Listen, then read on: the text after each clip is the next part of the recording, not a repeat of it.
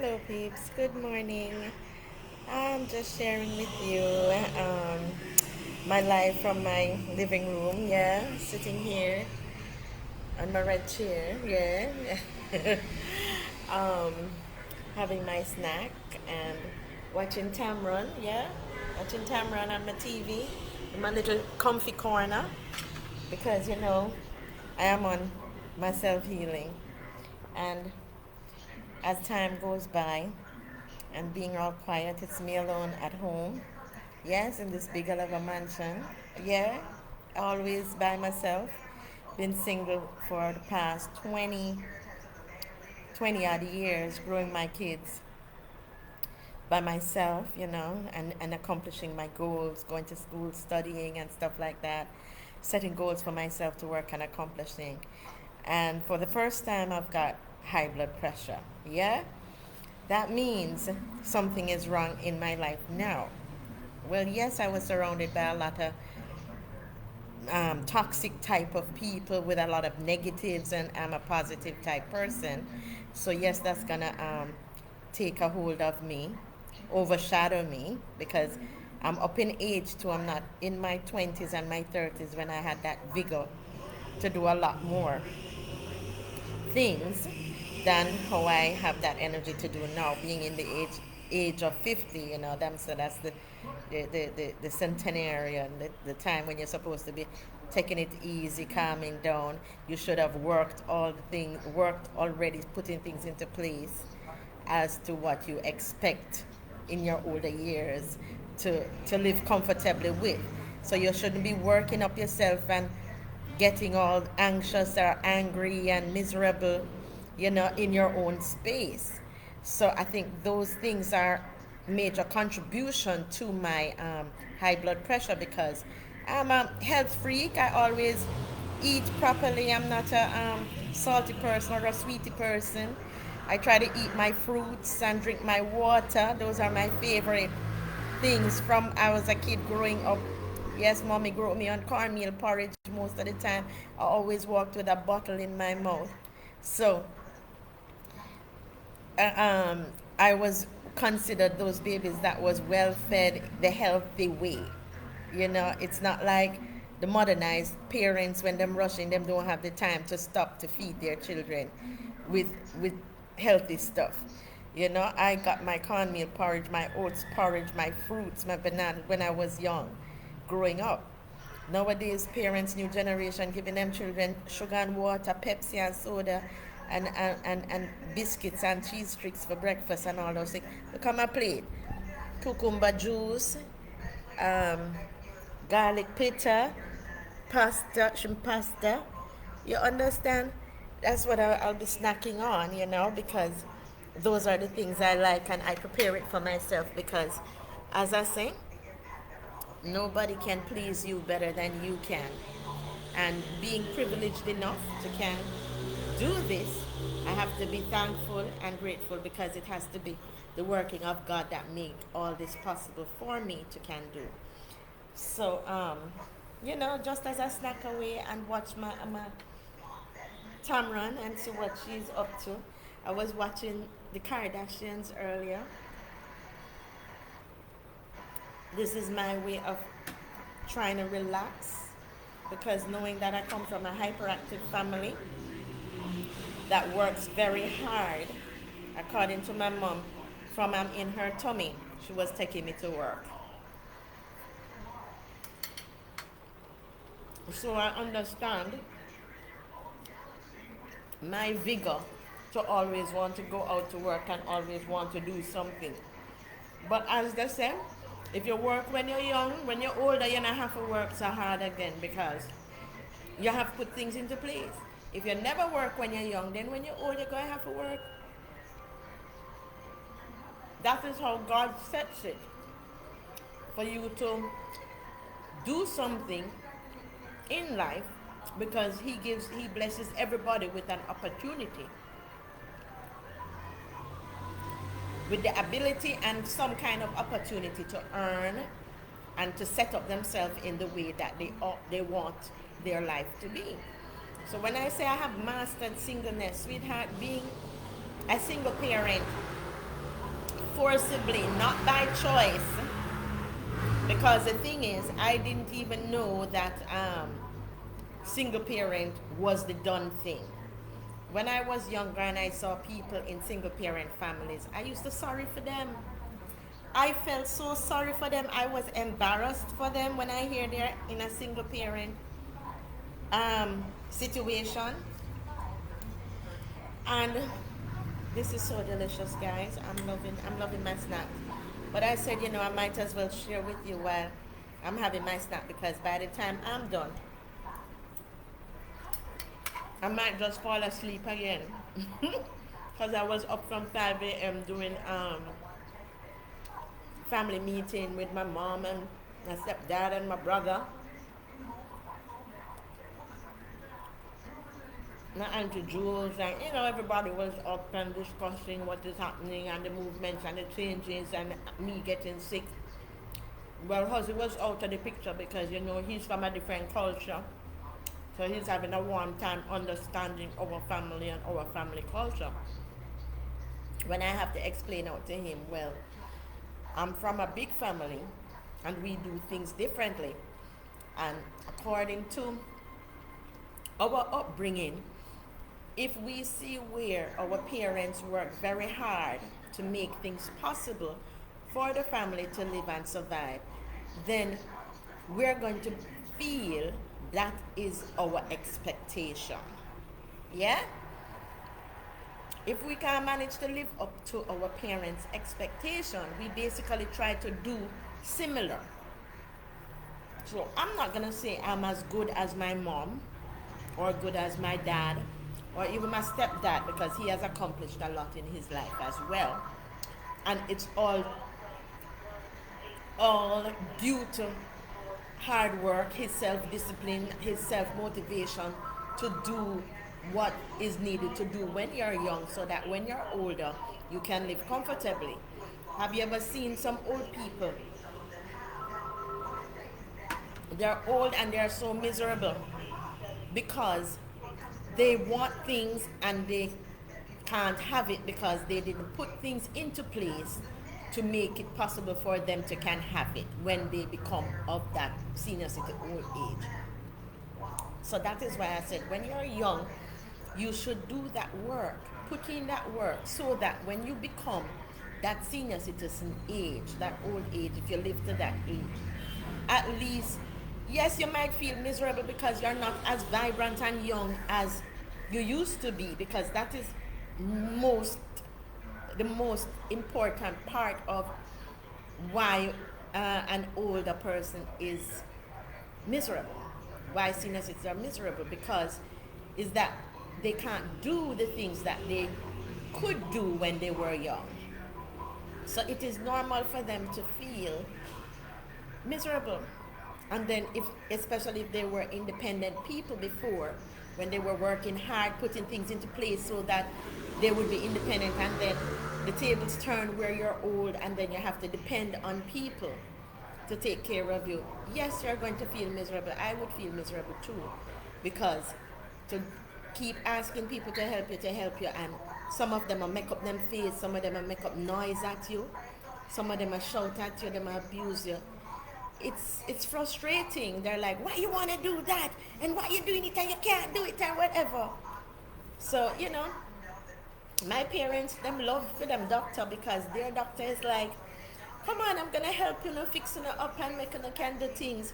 So they're in love with their doctor that the Lord bless them with. So them doing them share, and everybody's doing their share into the family to make things happen and make life a little better for our elders in our family and for ourselves as youngster. You can't sit there waiting to take over things when you didn't even prepare yourself on how to do it. You didn't practice, you didn't learn it because you were never there participating with your parents when they were doing it. It's impossible, it's ridiculous, because you are not even going to appreciate it. You're going to say, what the hell is this? What do I have to do with this? I don't understand this. This is total rubbish that my parents did.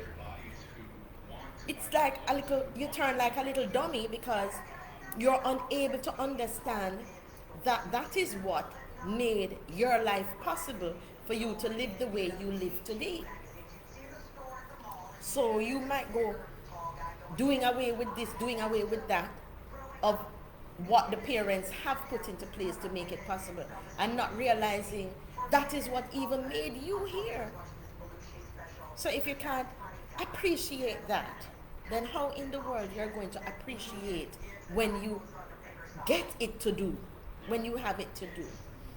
So I'm just saying, I'm very grateful because my son has really been a good student and family member in my family, because he tries to learn by observation.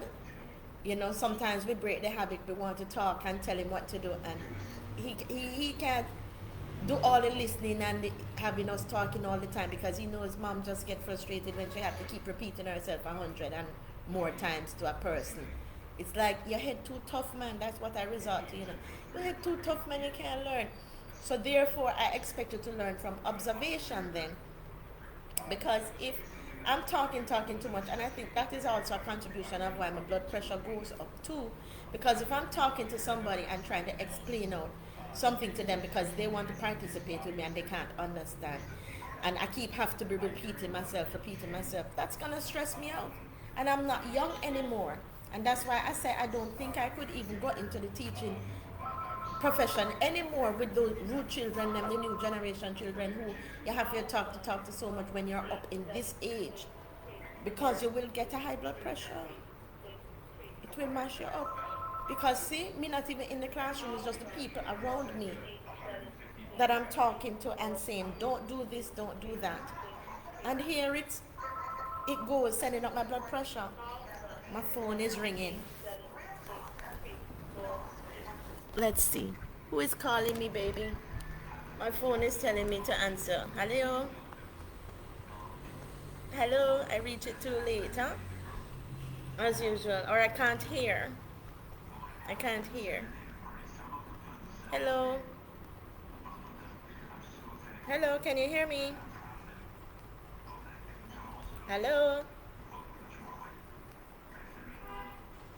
Hello? Well, I can't hear you, so I have to cut off the call, because I hear like a voice in it, but the person is not saying anything. So therefore, I have to cut off that phone call who had interrupted me in my live chatting to you all. But as I say, life is beautiful, and I'm just trying to take care of me. And since I have mastered my singleness, and I understand that best now, with all the years of practicing that I have been doing as I was forced into single parenting, I've come to the realization it is the best thing, because you don't have to share your life with anybody or try to understand or comprehend with somebody, especially in your old age, if they are not understanding, if they're different from you. It's gonna spark an anger, a temper, and you don't need anybody to be angry with you in your old age. My cucumber juice is just the best. Loving it. Yeah. You don't need anybody to be angry with you in your old age now. Be real. Why are you going to be living your life? You lived your life all these years already, and all of a sudden you're going to take up people into your life that is going to oppose things you're doing and say, no, what you're doing is wrong. And this and I'm like, what the hell? The point is that I have been doing my thing my way all my life, and it has worked. That I am now comfortable in where I am and what I am doing with myself, and I can live a little bit more comfortable without fretting about when somebody is going to come boot me out of my house, or if I'm going to find the next plate of meal to eat, what am I going to eat, or whatever. So therefore, I am comfortable with myself and my life. I am happy with my life. So for a person to come into your life now to dictate to you if you're happy and that you're not happy, and that you don't do this right or you don't do that right, it is going to make you miserable. As a human being, as a normal human being, you're going to be thinking, but I have been living my life, and The challenges I've set for myself, I have jumped over them because I see them as obstacles, and you jump over them as you go along to accomplish your goals. And you have been accomplishing your goals and going along your journey. And here you come having people now coming to let you feel like you're incapable, you're inferior, you're not been doing a good job. I'm like, where you come from? Where you come from? Why are you talking to me either? There's no reason for you to be talking to me if I didn't ask you your opinion on a particular task. And if I accidentally ask you an opinion and you wanted to say all those negative things to me, right? Maybe I would have said, okay, thank you for what you think. But to be going on and on and on about those negativities in my life when, according to me, I am good, then that means say your opinion is not welcomed because I didn't ask you for your opinion if I am doing good or what do you think? Because I know that I am doing good because of where I am today. I know that because I can compare myself to some other people that I know and see where they are today. And I have to look on it. Speaking to myself, I'm like, God put people into this world. You see how much people He put into this world. That means say, one person can't do everything. You can ask others for help. Yeah? And when you ask other people for help and they come out and help you, you say thank you because they were willing out of the kindness of their heart to help you without judging you. Yeah? But if you ask somebody to help you and them come to help you and at the same time they're helping you, they're cussing you, them criticizing you, them it's like them say, we are coming for help. I'm like, sorry that I helped you. I hope next time I will remember not to help you, but because you're in my space, it is considered disrespectful in my family to know that you have somebody in your space that you could call on for help. And you have to go outside and ask somebody else for help. According to my family, that is disrespect. That's like a diss. And if you have to resort to do that, that means something is wrong with the person in your space that is supposed to even jump up to help you, even without you asking them for help.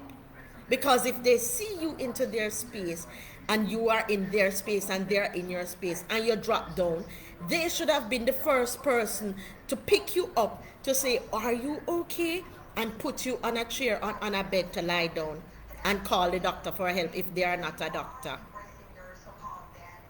So that's why I said, no, it's serious if it's a mental illness that is in some people's head, make them cannot rationalize that part and understand that part. But according to people, no, it's not mental. So what it is, a dumb you dumb so, a dunce you dunce so, because some things are common sense, and even if it is practiced in my family and only my family know, by observation, being around the people in that family, by observation, you should have learned that is what is happening. So it's either dunce you dunce so, as I say it again, because it's only dunceness I could rationalize if it's not mental illness as to why it cannot be learned or understood after observing that thing. Because remember, say, when you go to school, even a child, right? Remember, a child is the hardest one to teach because they are born with blank slates in their brain. Yeah? It's just what they learn as them come out into the world, as them go along, that the mother and father expose them to. Now, if the child comes out and is going to school, is 1 year, each time the government or a school system will give a child to learn a particular lesson for their age group. And if it takes a child 1 year to master a particular grade or a lesson, why is it some people takes longer than a year to learn a simple concept of socialization with other people? And it is not a whole heap of socialization, because it's a few people. And to study the people and their human behavior, it's a pattern. So after the year, you should have understand the behavior of the particular human being. So if the particular human beings demonstrate a weakness of kleptomania, how would you learn within a year? Me say a year, although it shouldn't take a person a year to learn how to deal with kleptomaniacs. It should have taken a person practically less than a month, because you already learned the persons that such and such are kleptomaniacs. How do you deal with kleptomaniacs? What is the solution for you to protect you from kleptomaniacs? Because you can't make a kleptomaniac go to a psychiatrist for help. It's the kleptomaniac have to want to go to the psychiatrist for help. So you now have to figure out how do you protect you from a kleptomaniac within your family, because your family consists of kleptomaniacs. Simple as that. Simple as that. And it should take you 1 whole year.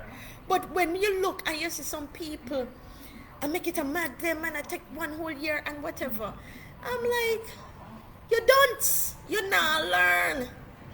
Because if you were learning, you would learn. If you are in a situation with kleptomaniacs, you try and protect your most important valuables as much as possible. Because once you leave it careless, it's gonna go missing, because you're surrounded by kleptomaniacs. And it's simple as that. Yeah? Because you're learning how to protect yourself from kleptomaniacs. Well, oh, my pasta. You eating? I hope you guys eating, because you need the energy. And that is how you take care of yourself, whether you're sick or not.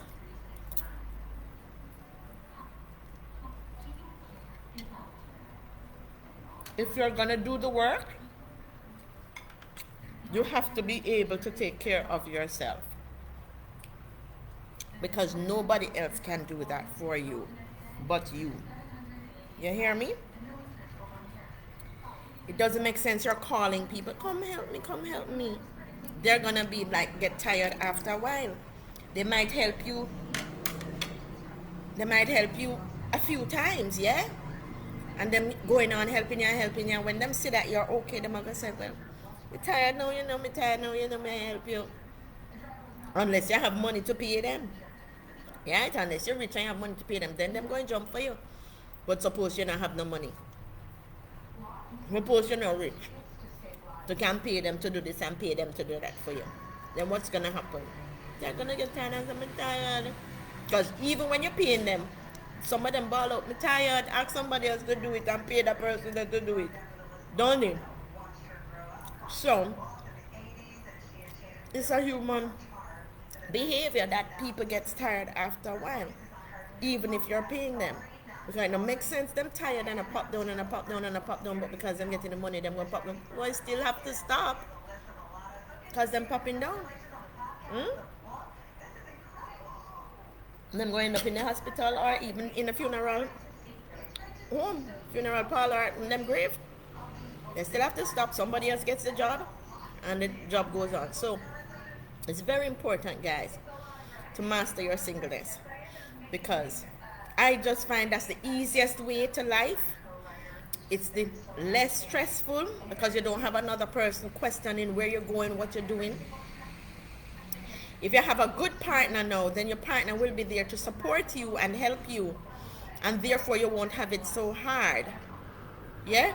But if you have a partner that's not good, for instance, like if you might have a brain malfunction, or you might have a jealousy, or even just dumb or dunce, or him having some kind of issue, then you're gonna have a hard time because the person is going to keep questioning every little thing you do, questioning instead of accepting and saying, this is how my wife does it and it works for her.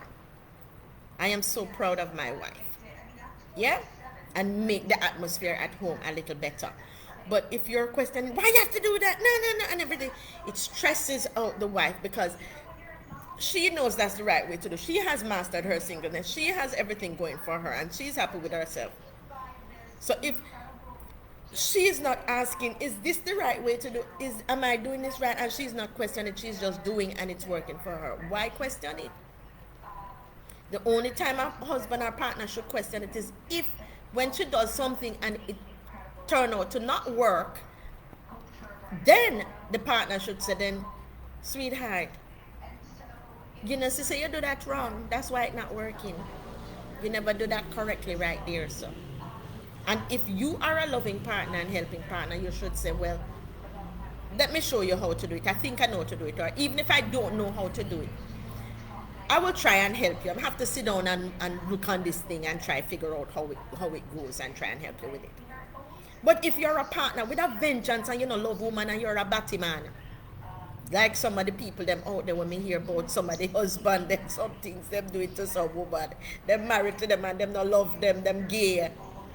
And them in the relationship with them. I give them a warm time. Them not support them not help them because them a batty man. I'm like, what the hell? Somebody said then the woman don't know say. The man gay. No, she don't know because it's top secret. I said, what the hell? I said, but somebody needs to tell her. No, Chrissy, no. We not miss the hot one. We know about how we must tell her, said her husband gay. I'm like, sweetheart, if it's my friend, and Mr. My friend, I pop down, so I am going to feel it's my obligation to say,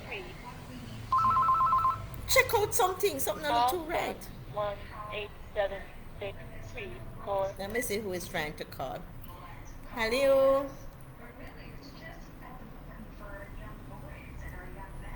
Rasta somewhere into the house, you know, the house is very big. And I am, yes. So what happened if I see him? Would you like to leave your name?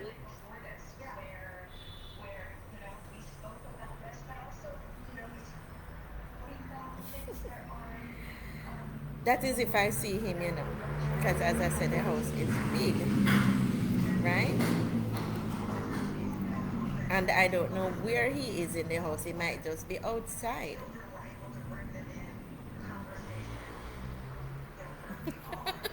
I love how this person talks to me. As I'm saying to you, beautiful, he's being nice, you know, he's spreading me up to get up out of my live show to go and search the house.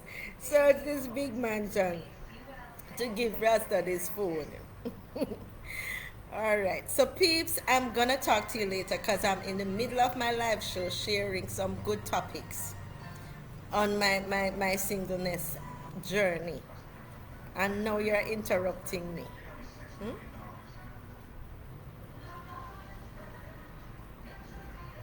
Okay, tell him that his visitor will be visiting him today if I see him. That one. All right, I will let him know if I see him. Okay. Ooh. Okay, because that person never wanted to leave the message with me, but he finally did. So, sugars, as I say, I am just prepping you guys on your singleness, on how great it is to be single, and how it is so less stressful because I've been single for the past 20 years. And it was such pleasure, as I was sharing with my other females who were having marital issues this week, and a lot of them was really saying, Chrissy, you sure this marriage thing is what we're supposed to be doing and God expects of us and whatever? And I'm like, well, that's what it said, but it also in the Bible it says, honor everybody born to be married. Is not everybody supposed to be married. So, I'm just saying it's a journey that is lovely because it gives you that love feeling, and love conquers all. And when you have love, true love for somebody, it can move mountains. But if you really don't love the person, you're gonna do some things, and you're gonna do some things to hurt each other and to hurt the person, and that's not nice. That's really not nice. And to learn some of the things that some men is doing to some women, it burns me, and then sometimes it makes me feel I should take back my word in encouraging people to go get married, because I just didn't know some people could be that devious and evil, because I was lucky enough to get two good husbands so far, in my journey. I got a third husband. He is good too, but he has certain little issues now and again that acts up. So, when he's ready, him say I'm ready to go, and what I'm like, anytime you're ready to go, the other two went. So, it's a experience you get when you get married and you share your life with somebody, and you grow from it, because maybe you have all these women out there and you've been interacting with them, but none of them touched you in the way to make you want to jump that broom to say, I am going to get married, because that's a big step for a lot of people to take. Some people, when you talk to them, they say, I would never get married, because of the type of people that they have been exposed to and have been interacting in their life. For me to be married 3 times, that means I am very lucky, I'm very special, because for males to find love within me, and believe me, sweetheart, I still have people proposing to me and asking me for hands in marriage, and I'm like, what the hell? I said, I'm married, I don't break up yet. What the hell? So I don't know if I'm gonna jump into a 4th marriage right away, because as I said, every one of my marriages I have learned from, I have grown wiser from, I have become better person out of. And for me to get the 4th marriage person, a marriage partner, him going to have to come really good. Yeah? Me warn you there, guys. You going to have to come really good, because it's not the same little Chrissy from naive high school that is coming out there into the world to interact with people and to find love on a 4th journey. This is a woman who has been educated, has been single for many years, and have grown 2 lovely children out of her singleness by herself. So therefore, you have a stronger woman. So it's like a superwoman. It's a woman that when she gets sick, she heals herself in all sorts of trials and tribulations that's falling apart around her. She find a way to heal herself through that. So it's not like you have a little weakling. Me tell them, say my next husband might end up being somebody strong and tough like a Donald Trump or something. Because you see how Donald Trump pick up himself and gone about him business, and not doing thing, and no business about him wife. Him wife, if she never strong and know how to manage when she ready, she said, me I go get divorced. But she grow her son, and she do all that she have to do, and manage to do first lady for USA. Even with Donald Trump and him madness, she have him under manners. She keep him under manners. So that's why me say, my next husband, him going to have to be strong, because I am not going to put up with foolishness. There's no way I can take up a partner, and when me take them up, them want to batter bruise me, or them can't understand what me talk about. When I put down, see Melania Trump, when she put down our name, what she say? I'm not coming to the White House with you. I'm staying in here because my son's school is here, and I'm gonna grow my son. My son needs his mother. So she tell them, and this is a big shot. Many other women get a man like Donald Trump. So them would be jumping to his feet and a jump and a jump. What? Melania put him in place. I said, behave yourself. I am not putting up with your rubbish. I am growing my child, and me not leaving him. I'm staying there with him. So Mr. Donald couldn't tell her what to do.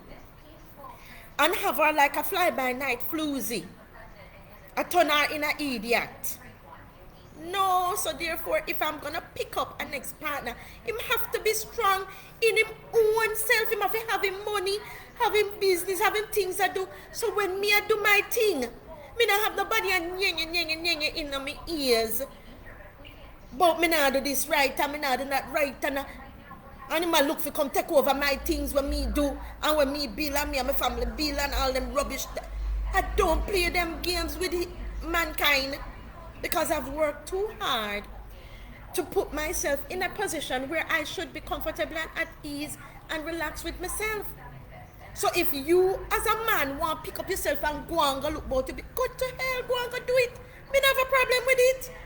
I understand that you are human and you are a man too who have your goals and your business and your things to look about. And you have to understand that I am a woman, accomplished woman who have my things and my goals and my business and myself to look about too. So you can't expect me to dash with my things then to come sit down with you. No. Because women like me who have built themselves by themselves, is not a man build them or anybody build them. Work through the day, study at night, educate themselves at night to become wiser, to build themselves. Have to be strong. Sweetheart, this person called and said 1 o'clock he's gonna come and meet you. So you must look out for him. He called on the phone, but I was on a live show, so I didn't want to leave. Next thing I couldn't find you, okay? So sweethearts, as I was saying, you just cannot expect, say, you're gonna come into my life as a partner, as a potential person. No, you're going to see me as a single woman, and you're going to be my fourth husband. And when you're my fourth husband, me just going to drop everything and jump. You better have your support thing and your thing set up, because me have mine set up and I am okay. You understand? And for you to come a butter bruise me, it gonna stress me out and kill me off. That and a love. That's not love. Love is when you understand where the person that you say you love is at. You try and understand that, and when you understand that, you say, I understand where you're at, honey, and I appreciate you and I love you. I'm talking on live. I'm talking on live. No, it's about singleness. It's about singleness. But the person called when I was talking about singleness, because I have a lot of women complaining about their partners and how I tell them about marriage. I didn't call your name. I said if I was to get divorced. I didn't say I'm gonna get divorced. I said I hear your conversation this morning on the phone. To who? I wasn't talking to nobody on the phone. This morning when I came over here, and you were talking about me. It was your person I was talking to say you're downstairs. No, but before that, I came on here this morning and here you're talking about me and that thing, and you're not telling the people that. On live. You're not telling them what is it causing me to be disgruntled or hurt, or for me to be saying the things that I've been saying, or being a batty boy then. Okay, what caused me to be a batty boy? I did not say you're a batty boy. I'm saying some women are married to batty man. Are you a batty man? And I'm trying to pop you down. Me have a Have friend. I ever asked you for anything? Me have a friend who is And why I married to never a asked batty you man. over the 4 years And if marriage? she's crying to me I'm and you asking are you a going to say you're question. a batty man I'm now? asking you a question. Okay, what? You say you don't know if your husband a pop down, or if you're jealous, or if I'm like a batty boy. Listen me now. Have I, for the 4 years when you're married, have I ever asked you any favor? Have I ever asked you any favor? Anything important? Have I ever begged you anything? I don't I know. worked for I you for don't 6 know. years. I I worked for don't you know. for 6 years. Were you not being paid For the little bit I that go I pussy can to, I afford? go pum pum to, along with the pay. Right, but Good, that no, was no, what hold on, I no, can hold on, afford. no, no. You have your people there. I call me junk and dog. Shit house, you are calling the batty boy in the house and you expect me to love you. Did Like a I man call supposed to you love a batty husband. boy? Or Who I am? I am a husband. it's on Am I live a feed. husband? No, hold It's on. on live Am I feed. your husband? So my live feed is my witness to hear Am that I I did your not call husband? you batty Am boy. I your husband? What are you saying? Are you my husband or not? I don't know. Because you're not That's what I acting said. like You don't one. know because you don't have a husband. You can't know because you don't have a husband. Okay. That's simple. Okay, you said it.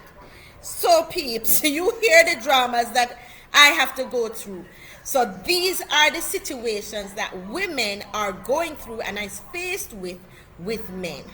You understand? And that's why I am saying if I am going to take up a partner, a fourth partner, yeah, there is no way I am going to take up somebody like that. No way. It has to be somebody who has them own things and know the difference between me, how to talk to me. You can't be shouting at me and tell me bad word, bad word, bad word, and all them things and expect I must just sit down and listen. That will sick me, that will send up my blood pressure. Even if that is your culture of where you're coming from. Because that is where, Hosey said, that's where he's coming from.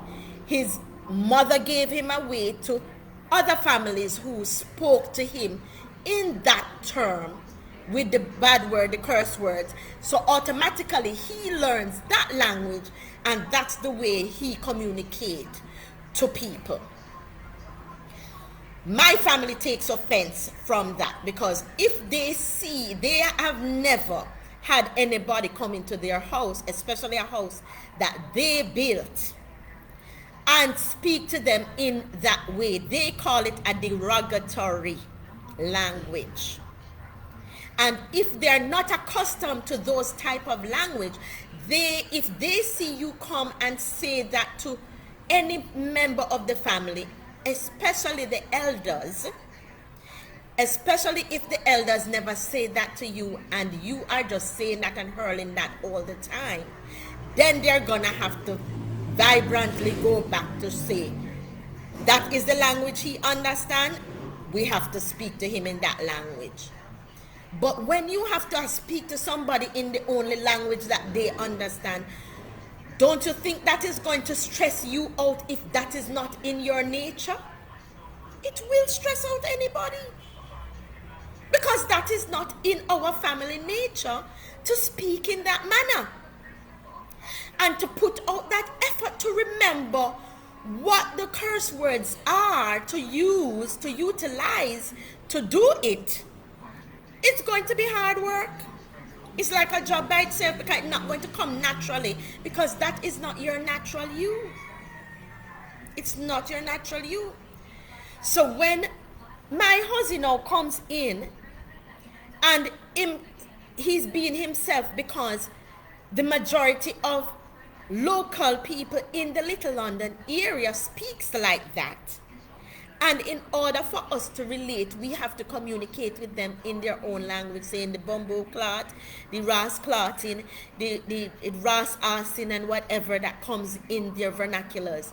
That's what they understand. If you speak like how I am speaking to you now, they say, oh, she go on like she nice. And how it go? There's another term. She go on like she better than us. So therefore, with certain set of people, you cannot, sorry, you cannot be yourself. Because word now make me choke. You cannot be yourself, because if you be yourself around people who speaks those language, they say you think you're better than them. So what else are you to do? Take away yourself from those people who feel they have to hurt you because they think you're acting like you're better than them, because they were never socialized and exposed to people like us who use everyday language with the common English or patois without using curse words into it. If my son speaks without using the curse words, they call him a batty man or a sissy. Oh, what kind of sissy boy that you grow Chrissy? Oh, what kind of batty man boy that you grow Chrissy? That's gonna hurt my feelings. Yeah? When I respond, oh, I'm being ganged. You're a woman can't grow man or whatever. I was forced in the single parenting situation. So I didn't go into a relationship with my second husband to have my son, to grow him by myself as a mother. It so happened that I was forced because my second husband decided he wanted to go in a different direction with his medical career and to build upon his medicine, his specialty, his fellowship, whatever it is that he's doing in his medicinal fraternity.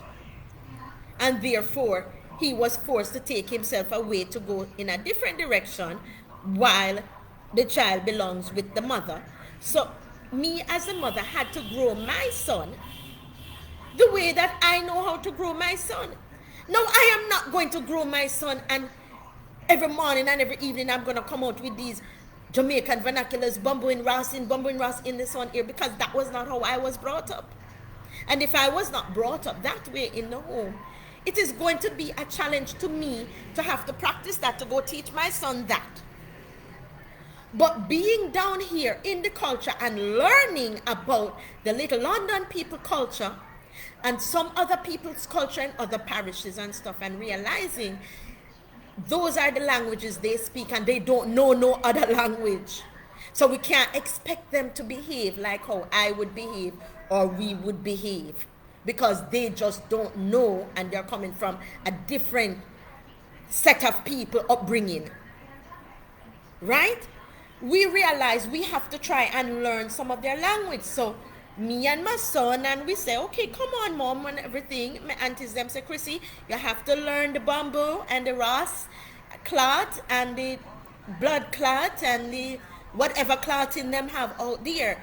Me have to study it, and me study it, me look in the mirror, and we learn the people's language and we share with them, they communicate, they understand.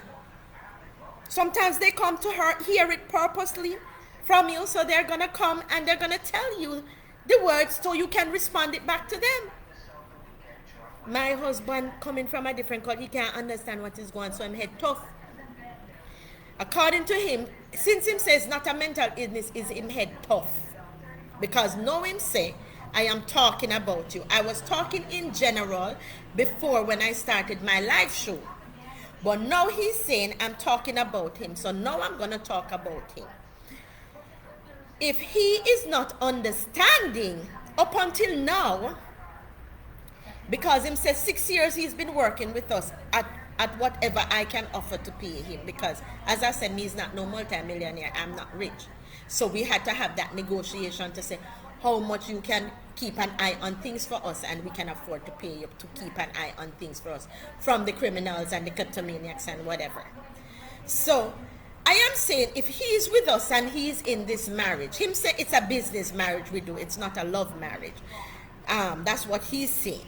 So if he's saying this is a business marriage and it's not a love marriage, and he doesn't love me, that means, say, he's trying to find a way all the time to get out, but he just didn't know how to.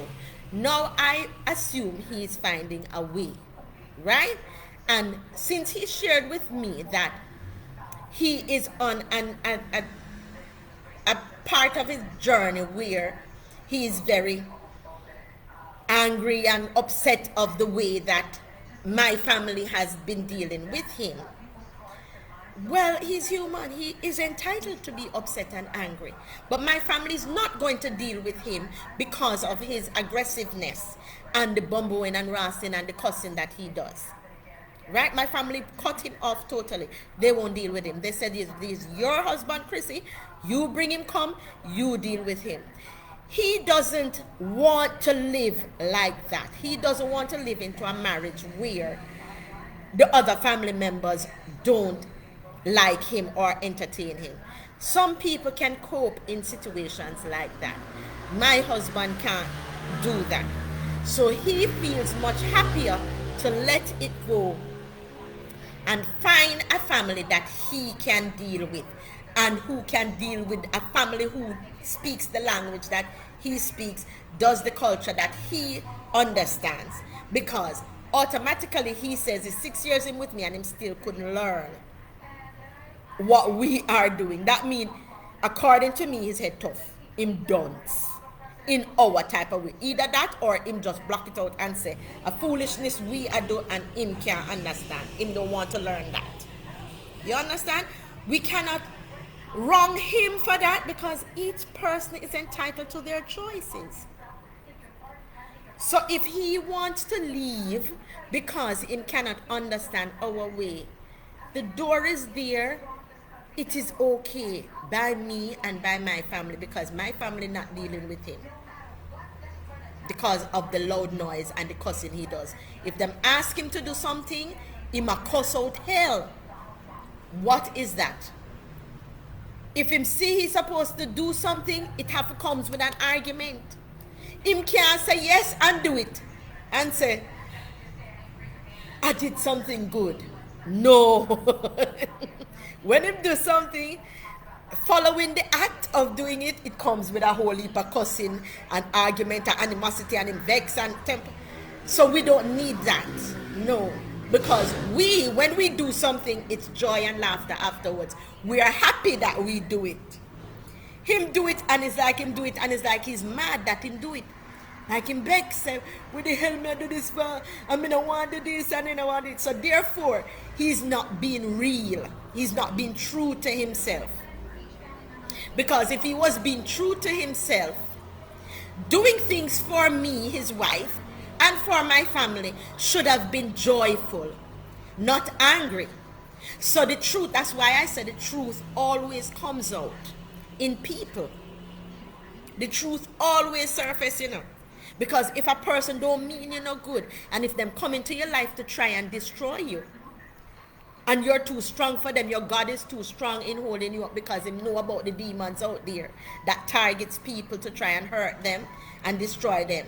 And because I'm always a praying person, always in my church and always a praying, God knows how to cover me from all those negatives when it's coming.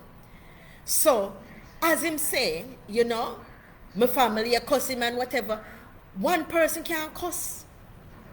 Always remember that. And it's common sense. If one person a cuss, the other person had to have cuss back to entertain the argument. My mother grew up in an Indian family, and she said everything was blamed on her, but she never argued with them because she know they were her old elders, and she know they were the ones that was making the roof over her head and giving her the food to eat. So whether it's lie them telling Panar, whether it's abuse them abuse her, she kept her mouth quiet because she knows she could not pay any bills in the house. All she did was observe what them do to survive, and they taught her well, because it is the same thing that the Indians taught her to do, that she grew up as an adult and did. The only thing she didn't do in following them was enter the Miss Westmoreland contest, of which she said after she finished model on stage half naked, she get a good beating. That beat her and said, when you go on stage naked, go show the people them your body. But besides that, everything that the Indians taught her at home, because she was from a different mother, so she had a single parent mother, because her mother wasn't married to my grandpa, so she grew up with a stepmother in the Indian home. And they grew her up, but she observed everything because they had a shop, they had a hardware, they had a lumber yard, they had a whole heap of business, farms. Um, they taught her so much. You understand? My grandpa did construction. He built houses. He was the first person to build houses down in Westmoreland. So my grandfather was extremely brilliant and creative because he made some beautifully designed houses, and he did a whole heap of stuff. And he did fishing and farming, and they had shop where them sell and serve the community and stuff, and my mom used to work in it as her way of being a part of the family and helping with the maintenance of the living and the home and whatever. And whatever she learned, whatever she did is what they taught her. And she said they grew her excellently because that was all she knew, because they were the ones who grew her. And because they grew her, they said they even grew her, they said she was referred to as a nigger girl. So when everybody is being offended by the word nigger, she wasn't even entitled to be offended by the word nigger, because that's how they saw her. The nigger one, call the nigger one, come here nigger girl, come here nigger girl, come do this, come cook, come this, come that. She never take it as an offense. She take it as, I am learning because my mother poor, and my mother is so poor. So me have to learn when my rich father and him stepmother, them rich family, teach me if you do. And them say, come here nigger girl, clean out the house, clean out the this, clean out the that. And she clean and she clean. Come sew down nigger girl, go down there, go learn how to sew. And she went and she did her sewing. Come here nigger girl, come cook the food. And she learned cooking. By the time she finished, my mother was the greatest human being. She would multitask excellently and is the Indian's teacher. And she did not take offense, and she never once opened her mouth back at them. She never hit them, she never cussed them.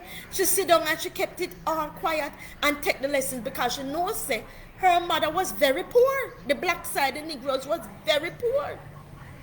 And if the Indians are taking care of her by paying the light bill and putting the roof over her head and give her a bed for sleep into and the clothes to wear, even if them are beat, she said when them ready, grandpa beat her with fan belt, when the stepmother tell grandpa what she do. If she did do nothing. Because sometimes she said, I didn't even do nothing.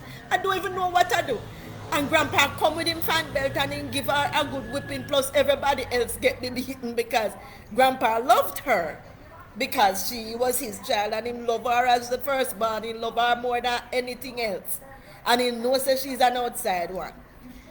And anytime he had to beat her, he turned around and beat the rest of them in the house and said, everybody go and get a beating too. Because he was so guilty of beating my mom. Because my mother would not beat her. But because he was so tempered and trying to make she learn and trying to run the family and take care of the home and make everything happen, all he knew was how to beat, because I guess that's how the Indians grow their children. They beat them if they're rude. And that's why the Indian children are so disciplined and ambitious and have the things that them have, because them parents don't joke with them. Them say, you're going to sell, you're going to buy and sell, you're going to farm, you're going to cook. So they had to learn how to do everything from early. It's a different teaching from the black ones. The black people, them put them children to sleep. Them say, stay home and sleep. Sleep morning, noon and night and don't do nothing. And then when the people them grow up now, they wonder why them poor and why the Indians rich. And then it becomes a big tug and war. They hate the Indians because them rich and whatever, and them abuse people and them this and that. But the whole point is that if they're trying to teach you by talking and you can't hear, it will send up your blood pressure. Because if me a talk and me I say the same thing over and over, look how it send up my blood pressure. Come here if I tell you the same thing over and over and over, you not learn, and me I try to tell you and you not understand. No wonder them beat to the rocks. So you need for damn learn and the two nuts when your head too tough. So the Indians them no bother talk over, they just beat you. You better learn. Right? So my mother got the beating and she learned fast. Me no, I didn't get no beating, but I was just the baby of the family, and because I was a midget and I was so skinny at that, everybody was like, toss me aside. She not what turn out to nothing. So me just figure out, well, since that's me not turn out to nothing, me have to prove them wrong. So me have to observe now. I observe what my mom do, what my dad doing, and what the people them around me doing, and I was like learning at full speed ahead using my eyes. Observation. When I look, I see what them Indians do, what the Chinese do, what the blacks do, how them have things, because I wanted to have things, and according to them, all she going to do is grow up and get married to a rich man, and the rich man are a minor. But according to me here's a rich man beat woman, especially when them can't do nothing. So me said, it's a trap. Me going into trouble. So me never want nobody beat me, right? So because I didn't want nobody beat me, I didn't want no rich man beat me, I didn't want my mother beat me, I didn't want no Indian beat me, I was just so scared of beating that I remember as Mrs. Bertram must tell mommy, even when them go to the school and they hear the beating in the school, it's Mrs. Bertram tell mommy, said, bring her come to Prairie, they don't beat at Prairie. Because I was so scared of this beating that I had to learn fast. Because I insisted I didn't want no man beat me and I didn't want no parents beat me. And that is why I learned fast and I worked very hard. And in all that work, that is what motivated me when I observed, because as I say, God make a lot of us into this world. And with the amount of people he made in the world, some of them are our lessons. Some of them is what we have to learn from. We look on them, we observe them, we look at how they live their life, and we see what happened to them, and we say, me not going to do that, because I don't want that happen to me. Right? So God bring people come as a learning tool for others to learn from. Yeah? So that's what me had to analyze, and I said, well, let me look and observe and learn and apply some of that technique to myself, because I don't want to be poor and I don't want to suffering and on the street side homeless and begging. I want to be comfortable, I want to have a roof over my head, I want to have little food to eat, and I want to feel joy too. I want to be happy. And in order for me to be happy, I am going to have to do it myself, because only me can make me happy. Nobody's going to make me happy. Or nobody can make me happy, because they don't know what it's going to take to make me happy. Yeah? But I know what it takes to make me happy. And what makes me happy is a little peace and quiet now and again when I want it. If I'm hungry, I can find food to satisfy my hunger. Sometimes I can get a little niceties and whatever. And, a comfortable bed to sleep into. Those little things make me happy. Somewhere to get an income from to pay my bills if I need to do that. Those things make me happy. Somebody I can talk and laugh with. Those things make me happy.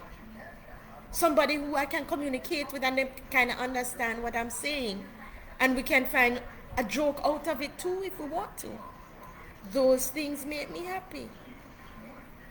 But the whole fuss and argument and cussing and misery and you can't pay your bill, you don't know where you're going to get the next meal from, and hungry bite you and you're dead and you're in a pain. That is what makes me sad and miserable. So because I didn't want to be sad and miserable, I was self-motivated to put myself in a better position in life where I can be comfortable. And today I must say I am grateful, because at least I have somewhere comfortable to sleep, me have my delicious food to eat, me can watch my TV, any program I want to watch. Cable channel give me all sort of something to watch. Cable channel give me some channels that when I finish, I am like in shock, because some things I never ever seen in my life. I said, what? Then you have the fire technology. Then you have the internet. I mean, there's so many things to occupy our time. How can I not be happy? How can I not be happy, dear Lord? I am grateful. I am so happy. So therefore, it's the people that surround me that is unhappy and making me happy. Because if they are unhappy, misery love company, and they're going to throw for them misery upon you, where send up your blood pressure. That's why I'm going to say, if in my 4th marriage now. So if this marriage is over, gets to be over, and on my fourth marriage, yes, it's nice, as the Bible says, you must find partner and share with. But sweetheart, it have to be somebody who have joy in them life. Don't come looking for me to join you in your misery, please. I would entertain it, and me not have no space in my life to bring you in with your misery. It has to be somebody who is accomplished, who already has their things, and is just looking companionship, because that's what I am looking. Me not in a no rat race with nobody. I have done that journey already. Yeah? And I have completed it. So all I need to do now is just serve my people when I feel like serving my people, right? Doing the God's work, doing the Lord's work, sharing my stories with you all, because them say when you gain a lot of wisdom, when you get a lot, much is to whom much is given, much is expected. So I have a lot of knowledge to share back with you all, you know. And as I said, it's just life to just live and be comfortable in it. And I am thankful. So keep me in prayers, people. Yeah? And then don't fool on yourself to feel say it is an easy road of marriage. I'm being honest with you. It's a journey, it's a trial, it's a test, because it's two different people coming together to share one word. But at the same time, you can't fool yourself when something is not working. You have to know when to let it go. You have to know this cannot work, and you need to let it go and move on, get on with your life, because there's more out there to life. There's more people out there. And if you find somebody like me, as according to most of the men out there, I am the best woman they have ever come across in them life. Me pretty, me smart, me educated, me accomplished, me no need nothing from no man or anything like that. It's just companionship and friendship and, just somebody to enjoy life with. I mean, if you have found that in a person, then make the best of it. Make the best of it. Because there are other persons on that journey to get to where I am, and would love to have a companion too, to take them to that place where I am. But you can't take me to a place that I am already at. So if you are looking at work to do with somebody, you have to let me go and go out there and look for somebody that you can take on the journey to that place to where I am at. And feel free, you can call on me at any time. I'm not a bad person. I can be nice. I can be nice. The only time I might be miserable is if I'm in pain, like when my blood pressure go up and my neck tense up. Remember the other day I was doing some live shows. I couldn't even speak. I was in so much pain, but I had to share with you. So when I'm in a lot of pain, I get very, what you call, viperish, doggish, get rough, leave me alone, get lost. Anytime I'm in pain, right? But if my pain is easing and I'm okay, sweetheart, you can call on me anytime you want. Ask me any question, any advice. And like my other ladies who ask me certain information about, because them partners and them partner in marriage and whatever is happening, sweetheart, all me says let it go. Marriage is there for divorce. Don't hang on for nothing if it's not serving you in the way you want to be served. Because you need to get to that journey of self-actualization and accomplishments and joy. You need to get to that place of happiness where you can be happy in your own space. It is sad to know that you are up in age and you're in a home and it's war and argument morning, noon and night. It's ridiculous. Better you stay by yourself. Yeah, that's me. All by myself, sharing my space. Giving you a view of my space, all by myself. Yeah? Not ending, what it says. End? Yes, I'm about to end, guys. But my hand touched the button by accident when I was moving my camera around to show you my big hall that I am in. Yeah? So, I am okay. I'm happy, guys. So I'm just letting you know that you have a good day now, and just having a peaceful time with myself, snacking away and relaxing, right? Because that's just me, and I've worked for it all my life to this time where I can kick back and relax without having anybody in my ears, right? So have a wonderful day now, peeps. Love and keep me in prayers.